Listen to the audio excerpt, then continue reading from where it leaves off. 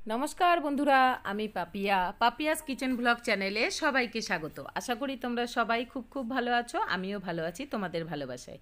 যারা আমার YouTube channel থেকে এই রেসিপিটি দেখছো, অবশ্যই আমার চ্যানেলটিকে সাবস্ক্রাইব করে পাশে থাকা বেল আইকনটা প্রেস করে দেবে। যখনই কোনো নতুন ভিডিও দেবো তোমাদের কাছে নোটিফিকেশান যাবে। আর যারা ফেসবুক থেকে দেখছো তারা অবশ্যই আমার পেজটিকে ফলো করে দেবে। চলো, আমি কিভাবে এইভাবে রান্না করি, চুনো মাছ আর ঝটপট রান্নার ব্যাপার থাকলে কিভাবে করি।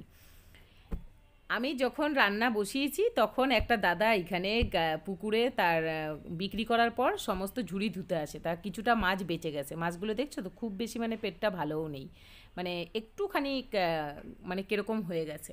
তাই সে দাদা বললো নেবে, তাই আমি ভাবলাম এতটা চুনো মাছের লাভার নেব না। তা আমি বললাম হ্যাঁ হ্যাঁ নেব। তা সে ফ্রিতেই দিয়ে গেছে। তোমাদেরকে আমি ভিডিওতে কেন বললাম, দাদাটা খুবই ভালো। এইখানে আসে আর কিছু মাছ টাছ বেঁচে থাকলে আমাদেরকে দিয়ে যায়, আমাদের পাশাপাশি কয়েকজন থাকি তাদেরকে। তাই জন্য তোমাদেরকে বললাম, ভালো মানুষের তারিফ সবসময় ভালোভাবেই করতে হয়। তার জন্য আমি দেখো ঝটপট করে, এখন মশলা করারও সময় নেই, এখন 2টো বেজে গেছে প্রায়। তখন আমি কি করব, তখন পেঁয়াজ, টমেটো, কাঁচা লঙ্কা কেটে নিয়েছি আর একটুখানি গুঁড়ো লঙ্কার গুঁড়ো, ধনের গুঁড়ো, জিরের গুঁড়ো একসাথে বাটিতে জল দিয়ে মিশিয়ে রেখে দিয়েছি। এবার একটুখানি ভাজা ভাজা হয়ে যাওয়ার পরে টমেটো, পেঁয়াজ, কাঁচা লঙ্কা, তারপরে ওর মধ্যে আমি দিয়ে দিলাম সেই মশলার জলটা, আর দিয়ে দিলাম নুন, হলুদ, আর তেলের মধ্যে ফোড়ন দিয়েছিলাম কালো জিরে। এইভাবেই রান্নাটা করব। এইভাবেও খেতে জাস্ট দারুণ হয়েছিল। চুনো মাছের তো একটা ব্যাপারই আলাদা, যারা পছন্দ করো তারা তো অবশ্যই জানো, আর যারা চুনো মাছের লাভার তারা তো আরোই জানবে। আমি সামান্য একটু চিনিও দিয়ে দিলাম, চিনি না দিলে আমার কোনো রান্না সেরকম একটা টেস্ট লাগে না। তারপরে মাছগুলো ঝটপট ঝটপট সুন্দর করে ধুয়ে নিলাম। এই মাছ তো বাছা কাটার সেরকম কিছু নেই, একদম চুনো, এই জন্য ভালো করে ওই নোংরা টোংরা বেছে ঝুড়িতেই ভালো করে সুন্দর করে ধুয়ে নিয়েছি। ধুয়ে জলটা ঝরিয়ে নিয়েছি এইগুলো কাটতে কাটতে। জলটা ভালো করে ঝরিয়ে নিয়েছি, নাহলে এতক্ষণ কাদা কাদা হয়ে মাছগুলো ভেঙে যাবে। আর এই যে জলটা ঝরিয়ে নিলে এই যতটুকু জল এর বেরোবে, এই ততটুকুতে অল্প নাড়া দিয়ে দিয়ে করবে, তাহলে একটা মাছও ভাঙবে না। এই ছোটো মাছ তো কী হয়েছে, পুরোটাই গোটা থাকবে।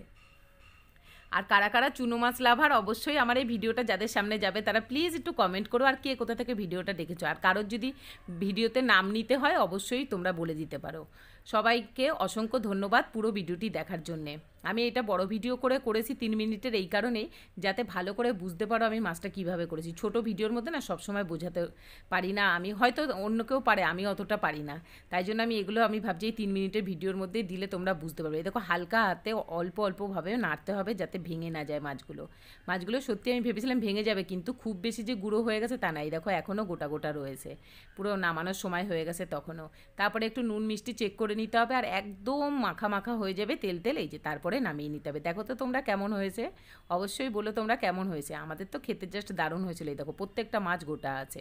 তারপরে গরম গরম ভাতের সাথে আরও ডাল তরকারি করেছিলাম, কিন্তু প্রথমে আগে খাবো এই মাছ দিয়ে। টাটা।